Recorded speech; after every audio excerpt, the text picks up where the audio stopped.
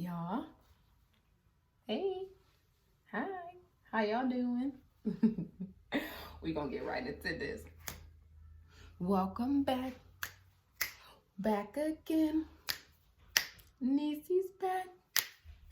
Tell a friend. What's up, y'all? Welcome back to my channel, y'all. I'm like, ready to unload all this excitement that I have on the side of me. So I am going to play my intro.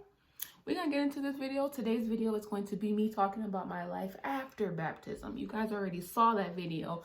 If you haven't watched it, it's going to be linked down in my bio. So go ahead and watch that before you watch this. Actually, I'm going to pause so you can go watch that video before I play my intro, before you watch this video. Pause. 1. All right, by that time, you should have already clicked off, gone to watch the baptism. Come back. Now I'm going to play my intro, and now we're going to get into the content of today's video.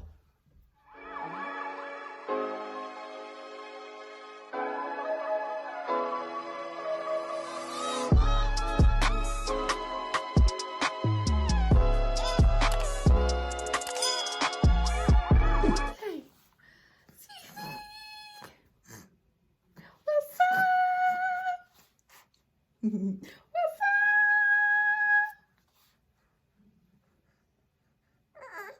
Oh, no, you don't have nothing to say, huh? That's okay. Say bye. Say bye. Say bye.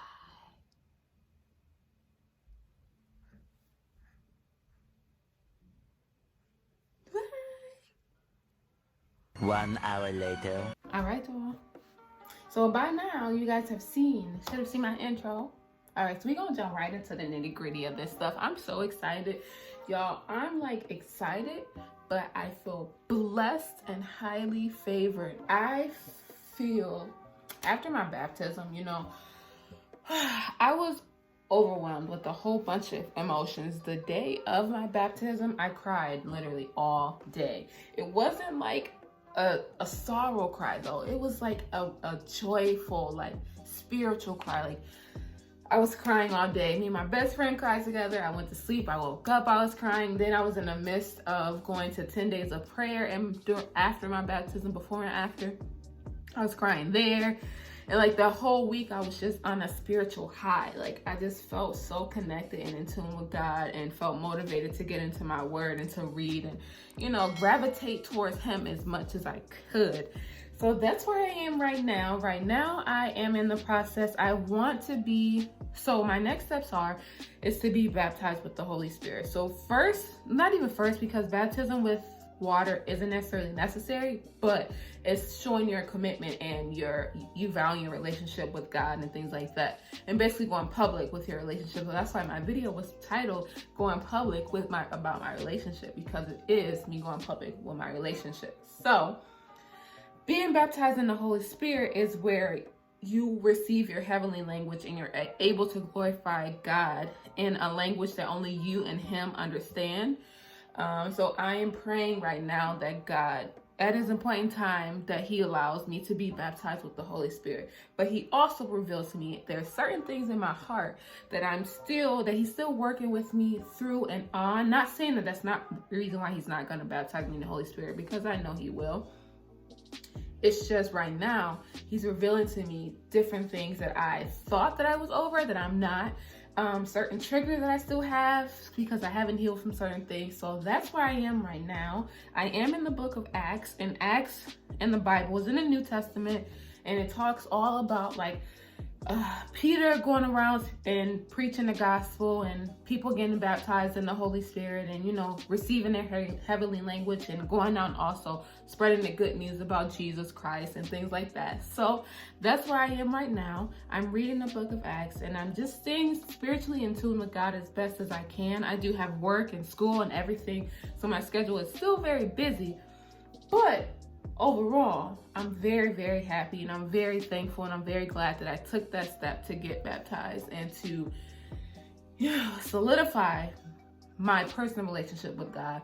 Not for anybody else's gain, but for mine, because if y'all know, this journey for me has been rocky.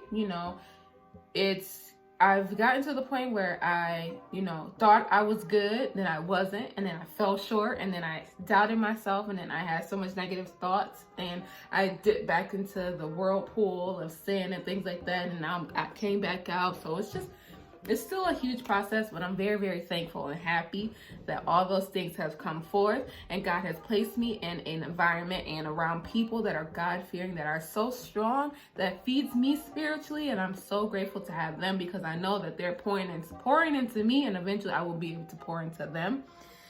So overall, I'm very thankful, very happy, very glad to be going on this journey. And I know that this is a journey of a lifetime, and I wouldn't choose to have it any other way.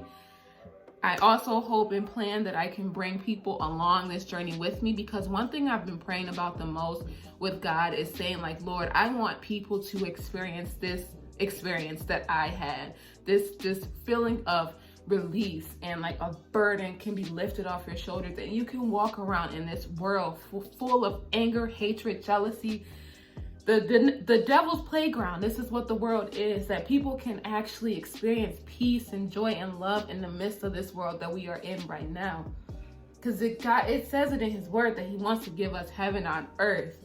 But the enemy in John 10:10, he wants to come and kill, steal, and destroy. So with God wanting to let his people have freedom and to have, give them that heart of love and of humility and of joy and of peace, the enemy is right there too, playing along with your tactics, coming to attack you and to make you feel like you're less than, even though you got saved, or you're looking towards Jesus, or you're looking towards somewhere else, that he can still pull you down, because he knows those triggers and those anchors and those holes that he can just easily pull you back down. So I've been praying that God uses me to allow other people to experience this part of life that I never thought that I would be. Yes, it's still a work in progress. I'm not perfect. I'm not always happy, but majority of my time is filled with joy and happiness. I look at circumstances differently. I look at situations differently, people differently. I'm able to evaluate before I speak. Like, there's certain things that have changed in my life for the better, and I'm so grateful. I'm so thankful, because I know without this journey, I did pray long before I moved over a year ago for God to place people in my life that will keep me on this journey to stay strong, and to allow me to lean on them when I'm weak, and them to lean on me when they're weak, things like that. And God has moved beyond my expectations. So I'm just happy. I'm just grateful, and I'm thankful, because I know this process is not done. I know this is only the beginning, and I know that there's going to be wonderful things that come from this. So I hope you guys stay tuned with me on this journey as well, because I'm very excited. I want to share this with you. Y'all, I can ramble, I can talk. So I am going to end this video now. I hope you guys enjoy.